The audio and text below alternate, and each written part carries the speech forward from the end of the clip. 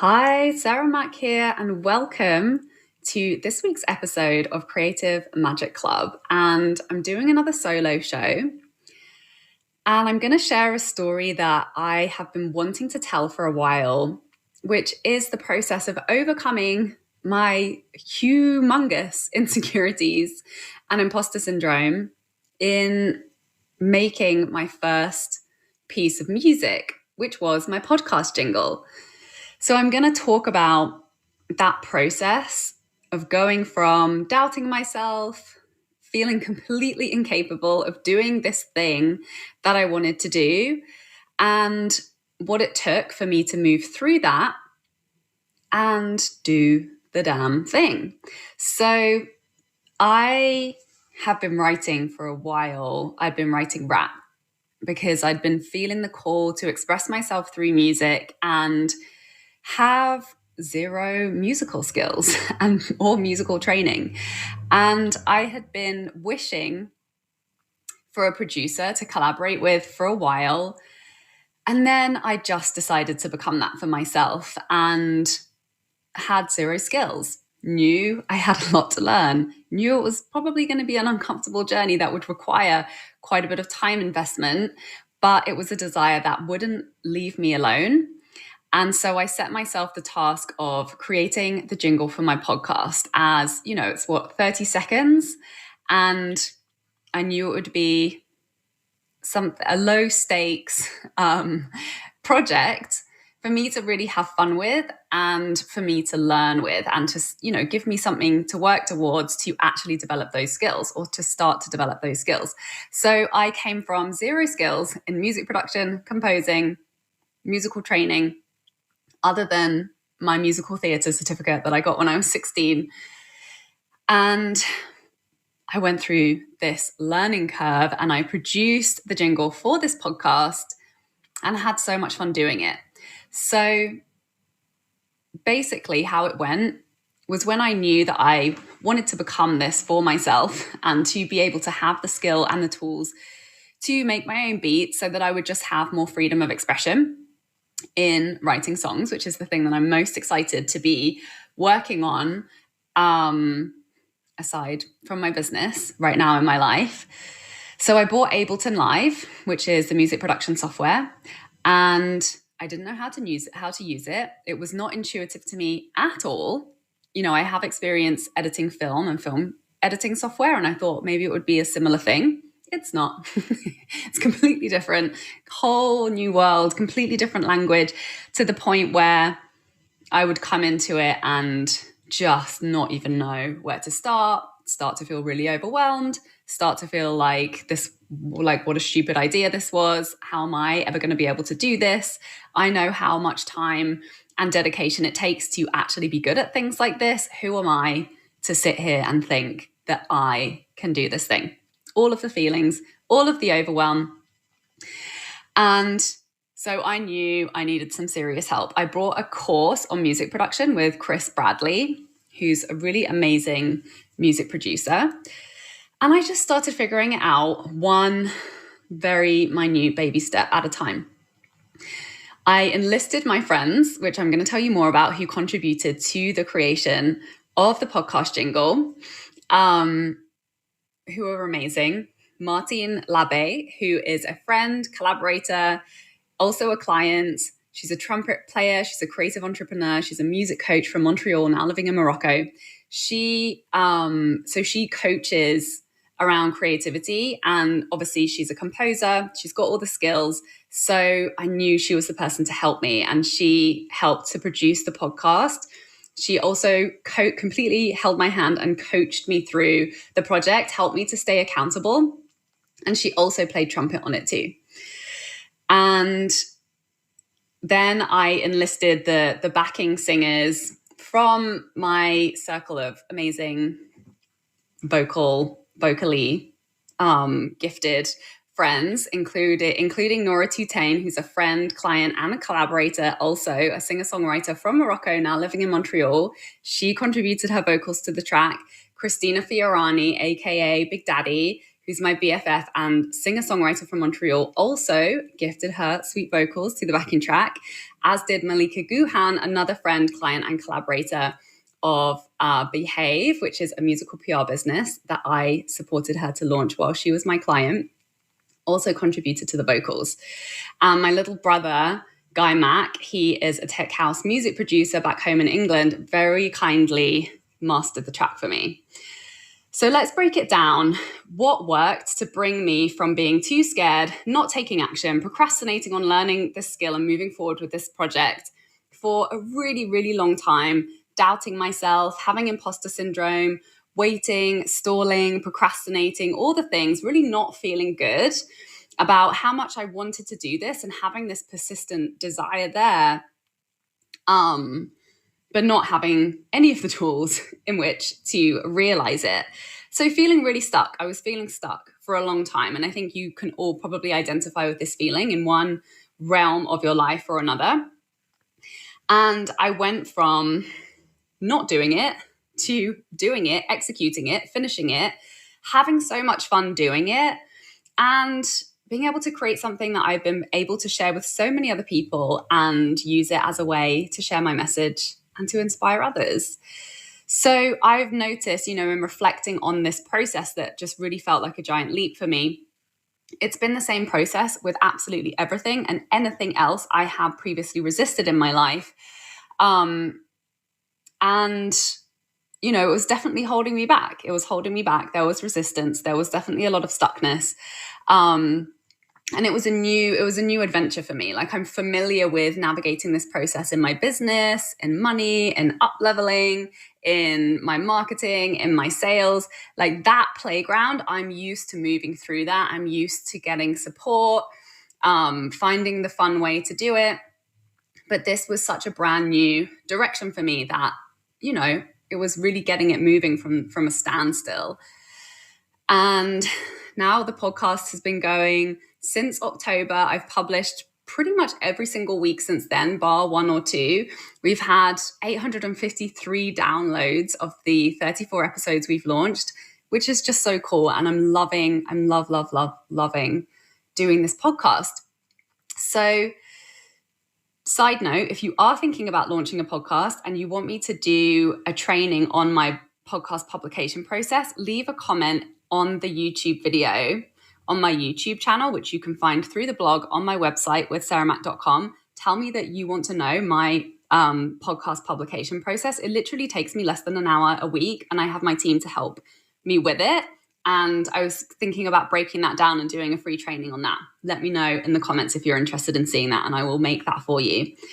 So now I'm going to share the process of going from stuck and having tons of insecurities and doubts to having fun doing the thing, for you to apply this to wherever it is that you're feeling you're not creating the results, you're not having the fun that you know is possible if you were to get on with the damn thing. So number one was asking for help. And it's crazy how I'm pretty good at, asking for help in many other areas. But then when that new thing comes along, I can go such a long time feeling like, oh, I'm just not good enough. I don't have the skills. It's not available to me. I'm just not that type of a person. And that's why I'm not making progress, versus recognizing, oh, just ask for help. Ask for help. It's the number one answer to creating a shift, creating forward momentum in absolutely any area of your life that you desire to see a transformation in. So I got help. I asked Martine, my musical genius friend, who I haven't met in person. She's one of my internet friends. I didn't know her super well back then, and I was definitely nervous to do it because she's so musically trained. She's so skilled. And here was me with not an ounce of musical training in my backpack. And so that was definitely, there was definitely a lot of who am I to ask for help with this going on internally. But I did it, and I'm so glad that I did. She's amazing. She's also a coach for artists and musicians. So of course, she was the perfect person. And it was amazing working with her. And obviously, she was in my world. She was in my vicinity. She'd been put there. I was lined up. All of the resources that I needed were available to me. And it was up to me to to take it and to receive that. And the next step was, obviously investing in the tools and the skills and the support, which, it's always been my vision for my business to be able to provide the resources, the time, the capacity to be able to invest in other fun creative projects like this. And I've really reached that point where it's giving me the life that I want. It's giving me the creative freedom that I always dreamed of, in being able to play and expand and do whatever the frick I feel like doing from week to week. So obviously I invested in Ableton. I bought the course to learn what the hell I should do when I'm in there. And then, obviously that brings a whole new level of overwhelm when you're like, cool, I've taken the step. I'm like moving forward. I'm learning the skills. And it's just about navigating it one step at a time. So what I created in working with Martine was creating the accountability to keep moving through the hard part of the journey. Because as with anything new, there's always a not so fun bit, right? The bit where there's a lot of investment, there's a lot of discomfort, and very mediocre results. That part of the journey, which involves a lot of frustration, the feeling lost, the Googling, the not finding the solutions because you're not really even sure what to Google for. You're not even really sure where to look for the solutions that you know that you need, or the type of support that actually will best fit me and support me. Feeling very inadequate, feeling tired, and in resistance to all the things. And it was amazing just being able to witness myself in that process of resistance, that when something comes along that feels hard, that's when the tiredness comes in, just this wave of tiredness. Like, I do not want to change. I do not want to go through this discomfort. I do not want to learn this thing, and all the resistance, and just being able to be present with that and to notice when that's going on, and just recognizing I'm just in that part of the journey that is difficult in the beginning. There are challenges. It doesn't feel good. And it's the building of the momentum. But I kept going. I had created those support structures. I kept myself on the hook for it. And I stayed committed to the vision. And, making this commitment, sharing this commitment with others, that I was making the jingle. I was sharing it on social media. Another way that I create accountability for myself is to share publicly what it is that I'm doing and what's coming up, and to make it harder for me not to follow through. And I knew that I was launching this podcast. That was really in alignment for me. And I knew that was going to happen. So I knew that couldn't happen until I had made this podcast jingle. So I really set myself up for there to be no back door, no backing out. This has to get done to whatever I am capable of doing. And obviously I called in a little or a lot of help from my friends, which, unknowingly I had put myself in the vicinity of amazing musical people by simply allowing my desires and passion to lead my decision-making in life. It wasn't a conscious thing at all. But it happened. It was, everything that I required is always magnetized to me. It always shows up. It's always available. And this is true for all of us when we're willing to be in that story and when we're willing to notice that. So I opened up to receive that with so much gratitude. And I made the ask, even though it was scary to ask for help with something that I had very low confidence in, from people who I really respected and who are really skilled professionals. It was scary for me to make the ask, but it wasn't scary at all. It wasn't scary at all when I did it, and everybody said yes, and everyone was amazing, and it was so much fun to do it, which just goes to show all of those resistances and fears are very, very irrational most of the time. So I trusted the process, I kept going, and I really enjoyed it. And one thing that I learned is actually, you don't need to have that many skills and tools to be able to execute at an adequate level. And I feel like this is really true in so many areas. Sometimes we think, obviously there are different levels of mastery, and sometimes we project and we think, I need to be so amazing in order to do this. I need to have so many skills. I need to work so hard. But actually, when we're creative, when we recognize that we have everything that we need, when we're willing to collaborate and, outsource the pieces that we're incapable of taking on right now, magic can happen, and it's enough.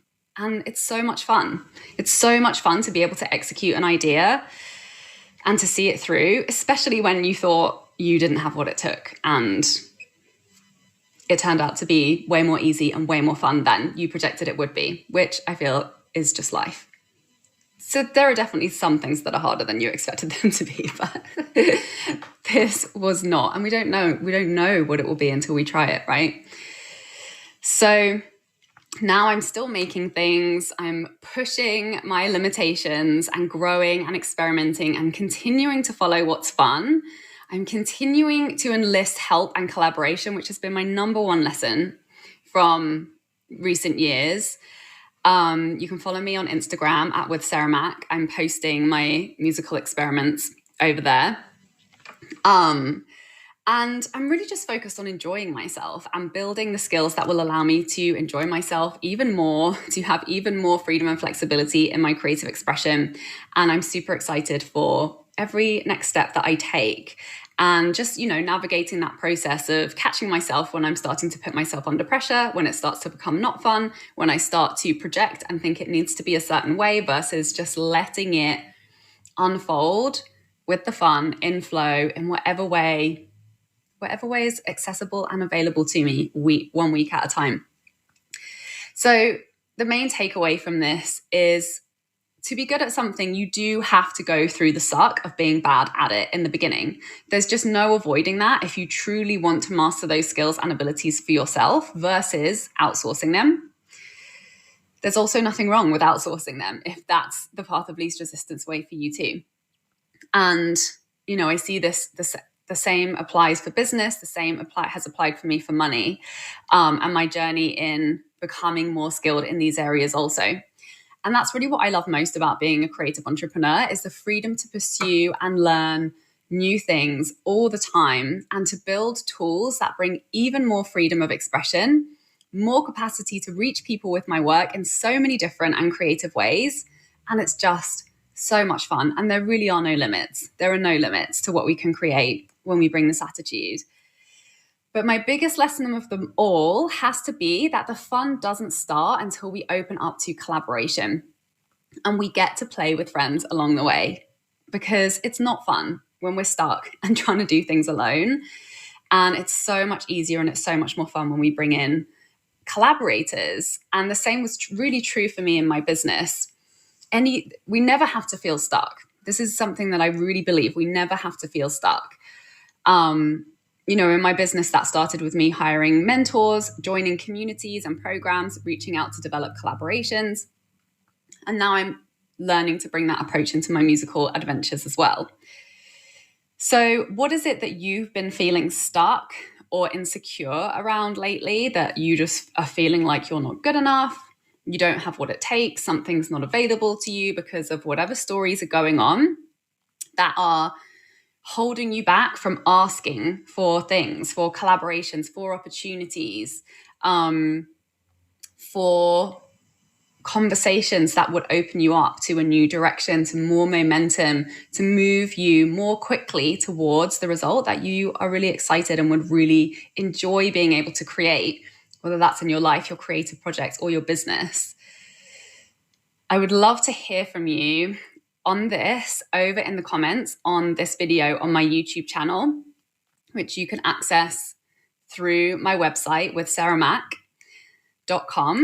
And please subscribe and share wherever you tune in. And please go over to iTunes and leave a 5-star review to support this show, to support it to reach even more people with this content. And I'm open to hearing what you would like to hear more about. What stories are you most interested? What topics would most serve and support you in your journey as a creative entrepreneur around money, marketing, getting your work out there, growing your audience, launching your dream offers, attracting dream clients, giving yourself the life of creative freedom that you love and that you enjoy. So head over to iTunes, leave your comments and questions over there. Please leave a 5-star review. Thank you so much for listening. Thank you for subscribing. See you next time and have an amazing day. Bye. For more inspirational content, head over to my website withsarahmac.com and please support the show by liking, commenting, and subscribing.